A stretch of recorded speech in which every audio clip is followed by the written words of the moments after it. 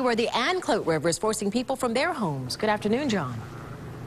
Good afternoon. And you know what? I can say this. It has got a little better. When we first got here, State Road 54, which is right here, from basically Little Road all the way to Seven Springs, it was shut down. You could not go through here. But look what they're left with to deal with as the water starts to recede. 7,000 homes and businesses were affected by this. This is the mess that still has to go away. It hasn't yet. And I want to show you something. Got to kind of step carefully here. This is a good example of how bad it really was. This right here is probably about the high water mark.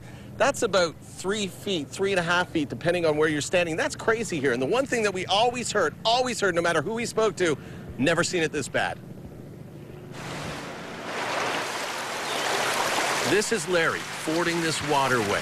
Larry's story is familiar in this area, in that there may be slight variations, but he and his neighbor's stories all have one common theme: the swollen Anclote River. The Anclote has swallowed homes and neighborhoods. Hundreds of residents and residents have been evacuated. The electricity shut off, the homes left empty. Larry has returned to this area to check on a number of properties that he owns. What is the situation with these homes? Well, I think 3 of them we didn't get to the floor, so that's a good thing. 3 of them, it just got up to the floor, so that's what I'm down here for. I wanted to assess the damage, but obviously I'm not going in yet. Hopefully tomorrow I can get in there and really see. Have you ever seen it this bad before? No, this is as high as I've seen it. Getting around in this area in Port Richey early this morning was like trying to work your way through a maze, thanks to roadways like this. Flooded intersections cutting off one area from the next. Things have started to improve, but in low-lying areas, there is still a long way to go.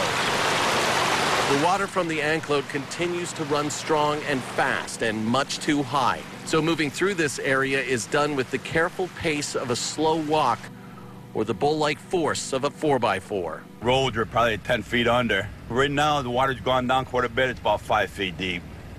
How hard is it getting around back there, though? You can't unless you got a big truck or a boat. What a nightmare. Do you live back there? Yeah, last 20 years. Never seen it this bad, though. I mean, the water came up about a foot an hour. Yeah, what a mess back here. And you have to feel for the people that live in this area, because the water may be going down, and that's good news, but now they have to clean up after this. What a nightmare. And also, Progress Energy, they cut off the power to about 1,800 homes in the area. That power has not been returned yet. When will they do that? Well, as soon as all of this goes away. Back to you. Thank you, John. Officials at Hernando Correctional Institution are also concerned this afternoon about flooding from tropical depression.